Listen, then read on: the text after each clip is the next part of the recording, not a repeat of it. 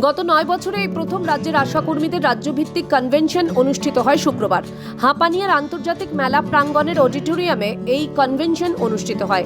কনভেনশনে প্রধান অতিথি হিসেবে উপস্থিত ছিলেন মুখ্যমন্ত্রী অধ্যাপক ডক্টর মানিক সাহা। এছাড়াও উপস্থিত ছিলেন স্বাস্থ্য সচিব কিরণ গিত্তে, আয়ুষ্মান ভারত যোজনার রাজ্য মিশন অধিকর্তা জে.এস. নায়েক, স্বাস্থ্য অধিকর্তা ডক্টর দেবশ্রী দেববর্মা, পরিবার পরিকল্পনা দপ্তরের অধিকর্তা doctor Anjan Das, medical education অধিকর্তা অধ্যাপক ডক্টর এইচ.পি. শর্মা সহ অন্যান্যরা।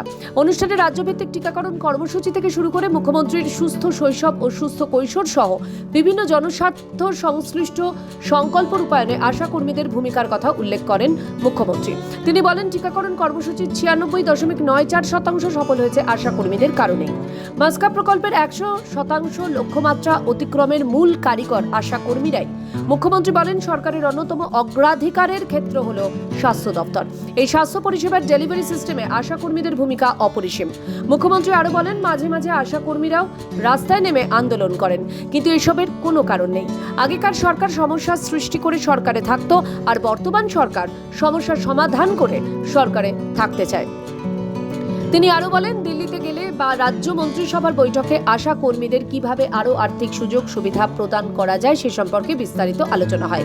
তিনি বলেন, যে কাজ আপনারা করছেন তার জন্য মানুষ আপনাদের ভালোবাসেন, শ্রদ্ধা করেন। আমাদের সেক্রেটারি মহোদয় বলেছেন, আমি যখনই যাই দিল্লিতে আমি আপনাদের বিষয়ে আমি কথা বলি, এবং আমাদের ত্রিপুরা সরকারের মাধ্যমেও যখন আমরা ক্যাবিনেট মিটিং করি সময় সময় আমাদের মধ্যে আলোচনা হয় কিভাবে আপনাদেরকে আরও যে সুযোগ সুবিধা, আর্থিক যে স্বাচ্ছন্দ্য সেটা কিভাবে করা যায়। কোনো প্রয়োজনই নেই এই গভর্নমেন্টের সময়ে আননেসারি দরকারি নিয়ে আন্দোলন করার। আপনাদের কাছে একটা বলবো, অনেকে বলবে যে আমি এমুকের সাথে আমাদের রিলেশন আছে, এই খপ্পরে আপনারা পড়বেন। আমি প্রায়শই দেখি, আপনাদের কাছে অনুরোধ থাকবে, কোনো প্রয়োজন নেই। যে কাজ আপনারা করছেন এমনিতেই মানুষ আপনাদেরকে ভালোবাসে, শ্রদ্ধা করে, সম্মান করে।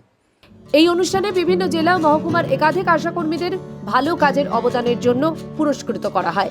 মুখ্যমন্ত্রী সহ উপস্থিত অন্যান্য অতিথিবৃন্দ তাদের হাতেই পুরস্কার তুলে দেন।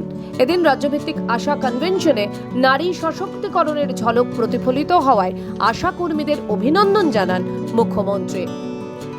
ত্রিপুরা থেকে দেবাশিস বসুর রিপোর্ট, সিএন ত্রিপুরা।